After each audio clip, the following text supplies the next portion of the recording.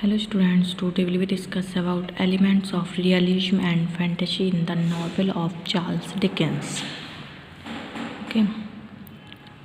The term realism is often used in two very different senses. In its common use, realism means depicting things as they actually are or as they appear. In a more particular sense, it is the art of making imaginary things looks real. It may even make the impossible seem probable. Dickens has most of the second kind of realism. By contrast with Scott, he may be called a realist, for there are mists of times on stage to throw a glamour over his subjects. He takes what lies nearest to hand, what he knows best.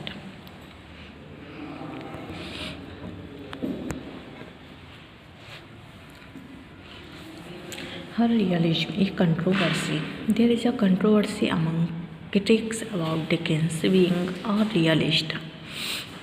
There are critics who regard him as a realist, but at the same time, there are others who do not regard him as a realist in the true sense.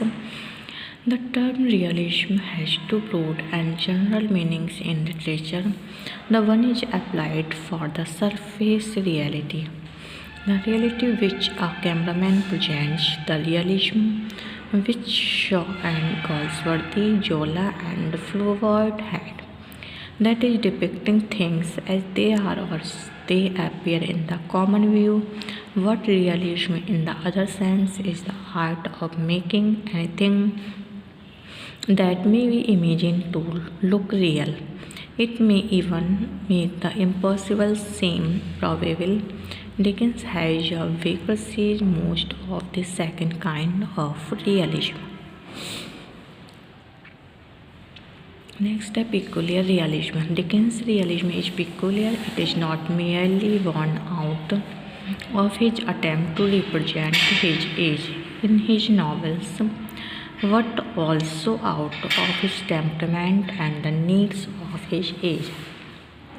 The novelist the Victorians believed should be a mixture of fact and fiction. Dickens' most important contemporary in fiction, Thackeray, George Eliot, and Trollope, did this in their different ways. Vanity Fair, Middlemarch, and Barchester Towers are all the pictures of world around their authors. But Dickens' realism is like that of a child. The child, while living in the real world, always has his dreams and fantasies. So has Dickens. It is in the sense that the realism is peculiar. Next, a novelist of low life. His realism incorporates both fact and fiction, joy and sorrow, this worth and the world beyond the material reality. That is why Walker considers Dickens more of an imaginative and romantic novelist than a realist. He observes in this book the literature of the Victorian era by contrast with Scott. He may be called a realist, for there are no mists of time or space to throw a glamour over his subjects. He takes what lies nearest to his hand, what he knows best.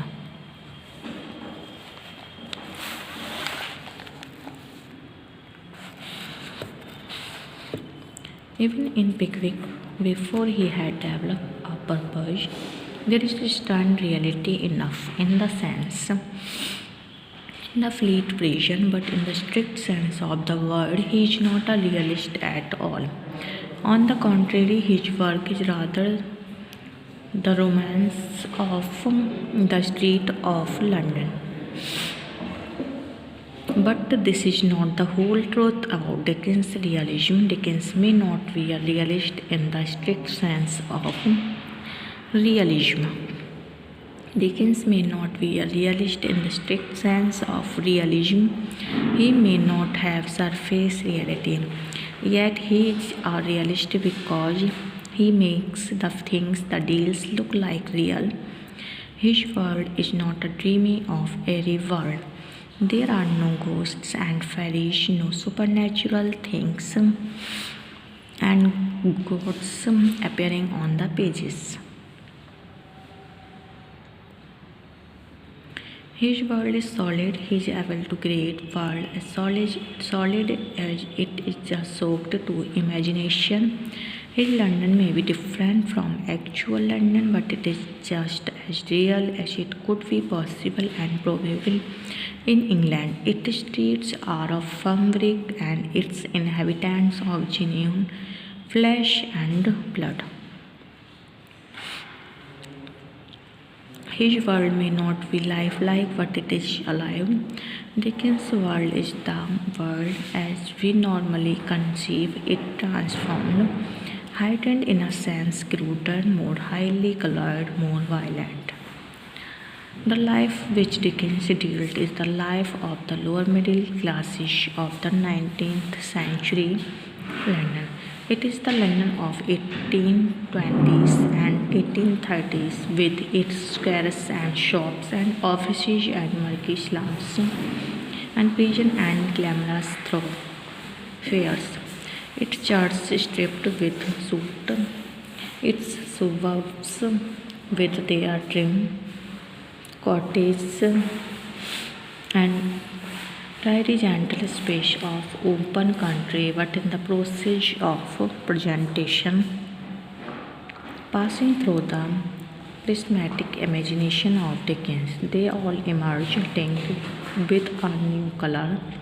The slums of Oliver Twist, the law courts of Bleak House and Great Expectations, the west end of Little Dorrit, the waterside of our mutual friend.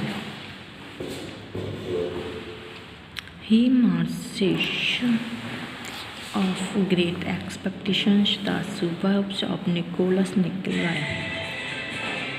All these form part of the same world, the world which is not London but which London has stimulated Dickens' fancy to create.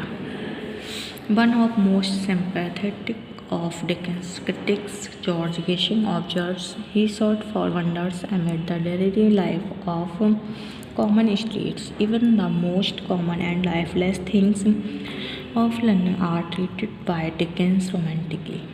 His methods are quite different from those of the modern novelist. Dickens is preeminently the novelist of the earth and the home and now. Nowhere does his note ring clearer and truer than in David Copperfield. The love of his mother and his home is deep seated in the unfortunate little hero. Throughout the chapter, he betrays his affection for Blunderstone, Lucre, and all its dear associations, not less striking than the mutual love of mother and son is the loyalty of Agnes Wickfield to her father. For Dickens is with Shakespeare and Scott in desiring to depict the sympathetic care and the charming solitude of a daughter. There is moreover another side of happy home life illustrated by the dependence of Phineas Micawber and his wife upon each other. The single-souled fidelity of Peggotty to her mistress and little David completes the picture drawn with by the novelist of home life. Next, a realistic treatment of child life.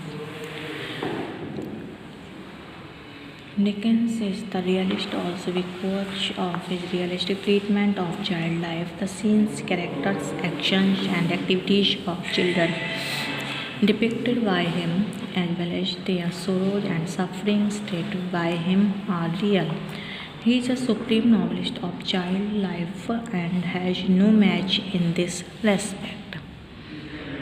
Next, the realistic characters. The characters which Dickens creates are human beings of flesh and blood, although they are not exact copies of their original seen and observed in life, yet they are like them.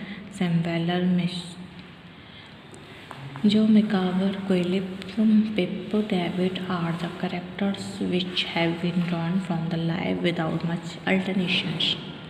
They are beings he has made for his own delight, and many are creations of bold and unconstrained fancy rejoicing in the grotesque.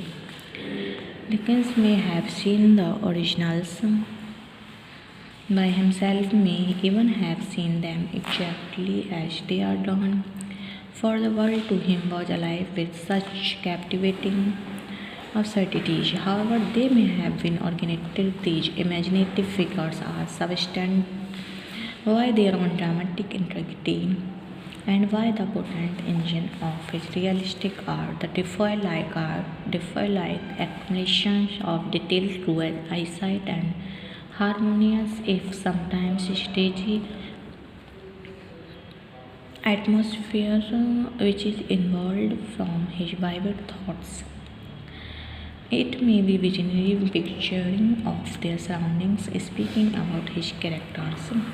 Quiller Couch has remarked, if it came to the more wonder work of genius, the creation of men and women on a page of paper who are actually more real to us than our daily acquaintance, as companionable in a crowd as even our best selected friends, as individual as the most eccentric we know.